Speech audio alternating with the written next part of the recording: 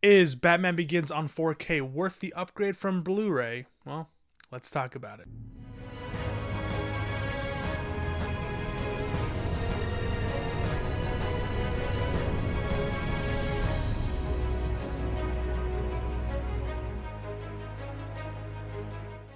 What is up, everybody? I am Mason from the Mockbuster YouTube channel, and we are so close to the release of The Batman. I am so hyped.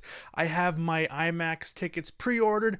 Let me know down below, are you guys going to see it day one? I'm not going to see it day one because those tickets are sold out, but I'm going to see it the week after at 11 o'clock in the morning because I've really been having these terrible experiences coming back to the theater with people talking and all that stuff. But anyways, that's not to it. I'm just trying to tell you guys that I am getting into the Batman mood, and I wanted to revisit some of the older Batman films, starting with the Christopher Nolan Dark Knight trilogy. Now, thinking about it now, I should have started with the OG Batman films, but I want to watch those when Flashpoint comes out because Michael Keaton is in that. I want to get ready for that then, but now I want to get into more of the modern Batman films. So, not recently, but a few months ago, I bought the Dark Knight trilogy on 4K because it was like $64, and individually I think it's like $25, so it's cheaper to get it as a set as compared to the individually. You don't get the slip covers, but it's okay. The case is basically a big slip cover. I wanted to talk about the first movie of the series, and that is Batman Begins on 4K. To preface, I was very excited to get into this because when I first got my 4K TV, so yeah, I watched this on a 65-inch LG OLED C1, the best of the best screens you can get in the market. So I got the purest, highest quality form for TV. I don't know about 4K projection, but if you're getting a TV, that is the best way to do it. It has deep, rich colors and black levels. So when I first got it and I first set up, I tested Christopher Nolan's The Dark Knight. So the second movie in the trilogy, mainly because of its IMAX sequences, and it looked absolutely great. So I was like, oh baby, I can't wait to check out the first movie in the trilogy, the Batman Begins. And I realized that this wasn't filmed on IMAX. This was filmed on Super 35. Although it was projected on IMAX, it was still made on 35. So just let's get into the technical aspects of this 4K. So it is a 3-disc UHD combo pack. The 4K is a 66 dual layer disc. It is region free, and there is a 4K digital intermediate. It is 152 minutes, and the aspect ratio is 235:1, so you are going to get those black letterbox bars. Now, one of the aspects that it was churning out was its audio. It's the original theatrical audio mix, and it's just a DTS HD Master Audio 5.1 track, so it's nothing too interesting. I'll get into that in the audio section of this video. And again, I said it was screened in IMAX, but filmed in Super 35mm with a 4K digital intermediate. So let's get into the image quality. Quickly, I was actually quite disappointed with this 4K transfer. It was weird. I don't know if it's the I don't know if they did like another 4K scan of the camera negatives. I don't think that's what the case is when it comes to this. I could be wrong, but nothing on the internet suggested that, and it didn't look like it. Like, now there are inconsistent sharpnesses that could be mainly because of the filming. Maybe there was not proper filming because it was made on film, so there is no playback or whatever. So you're gonna have to get that film developed and stuff. So the only time you'll be able to see the sharpness was live in action. But that's neither here nor there. But yeah, a movie that I was expecting the world from, and I kind of got let down. It is not as sharp as I expected, especially for this being made on film. And Christopher Nolan has this act of like, oh, I make movies on film and I barely use CG. He has an act for not using CG, and it didn't really help in this case because I didn't notice a huge difference when it came to sharpness. Like, this wasn't really that sharp of a film. You're not going to get those really detailed close-ups. You're not going to get little details that would pop out in a 4K disc is not featured on this. It was kind of disappointing. Close-ups again aren't sharp. Like, I was hoping I'd be able to get that one really good close-up where you can see lines, wrinkles, imperfections in skin, and I never got that. You know, it's kind of weird. I'm seeing 4Ks of movies that came out even earlier before, like The Shining, The Thing, those kind of movies with lower budgets having a better sharpness and scale. Now, being, you know, some of those directors are great, but Christopher Nolan is a great director and he knows his stuff around a camera. So I wondered why this didn't really have that great of a transfer. You know, there's also noticeable dips in quality when it gets into those CG elements. As I said, Christopher Nolan mainly stays away from CG elements, but some of the panning shots and some of the, mainly the shots of the train going, that's entirely in CG except for interior. And when it shows you that, it looks really bad. Like it looks very dull. Like, I think the first half of the movie before he becomes Batman, that was a really bad experience, 4K experience. Now, I'm not saying it's a terrible transfer. It's just saying it's very dull and lackluster.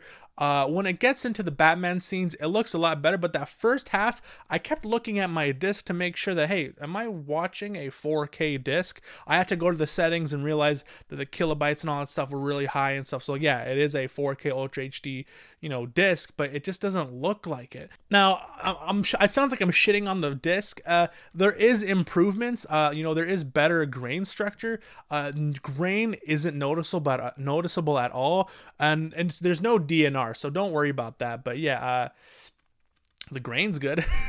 So after that image quality, let's get into the HDR. There is good black levels without crushing detail. You know, so there's a lot of dark scenes and you're still able to, you know, pick out detail. It's not super like, there's not really good detail in dark scenes as you know, as you're accustomed to 4K HDR, but it's not crushing, it's not very noticeable. You're still able to pick out everything within the scene.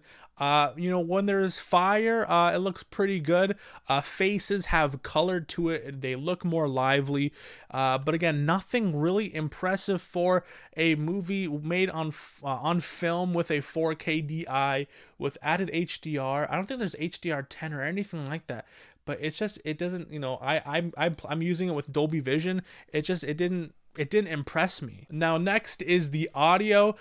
This was marketed, if you look in the back, it says 4K. I don't know if you'll be able to see that. No, it won't focus. Let me try. But anyways, it says a 4K version with original theatrical audio mix. Maybe that was a detriment to that point because it's just a 5.1 master, as I said, 5.1 master true HD audio, you know, and it's not to discredit the to the 4K. Maybe if this was a 7.1 track, it would sound a lot better, because I remember watching this in the theaters and like some of the dialogue I wasn't able to, you know, pinpoint because of how muffled it is. Sound effects are high, so there's not really a level bass. I mean, obviously you're gonna get some good dynamics. It's not like it's just a mono level stereo track.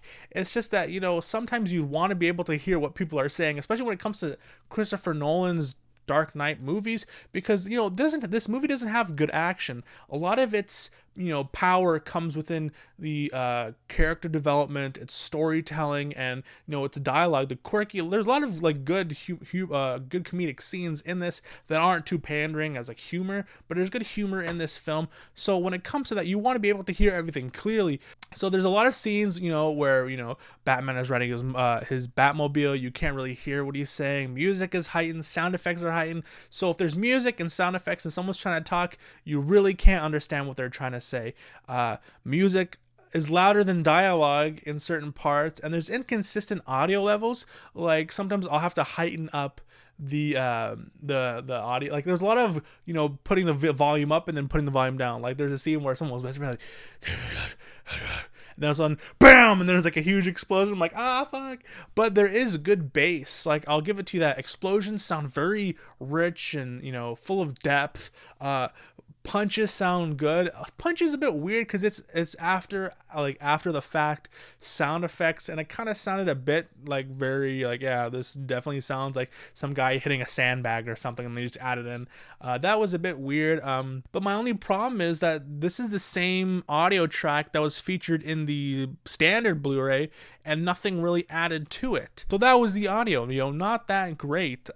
So if you do have the original Blu-ray, is it that much of an upgrade to 4K if you're a 4K enthusiast and you really don't care for like Batman or superhero movies, but you've heard that Christopher Nolan, he makes movies on film, he has a lot of good scenes in IMAX. This movie doesn't have it. If you're not really a big fan of Batman, I would say skip this, and because you can get this for a fraction of the price. I got this for $2 right at my local flea market. I got this.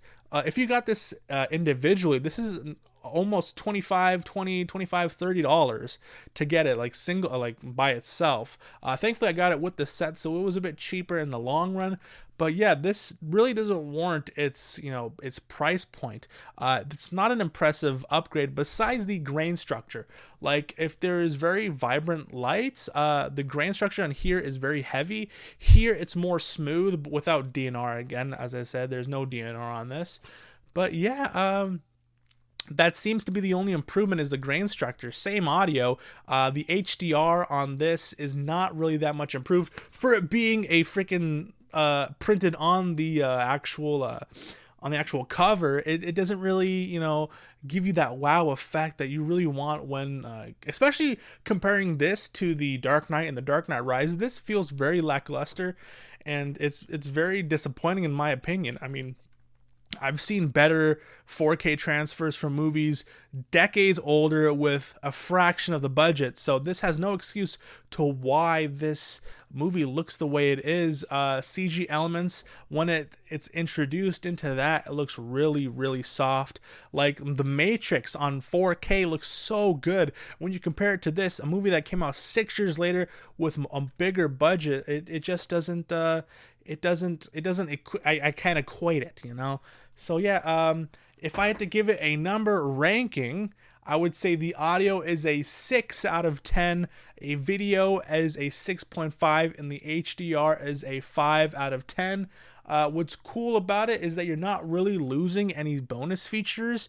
It's just when it comes to video and audio, it's such abysmal incremental improvements that it doesn't really warrant that much of an upgrade.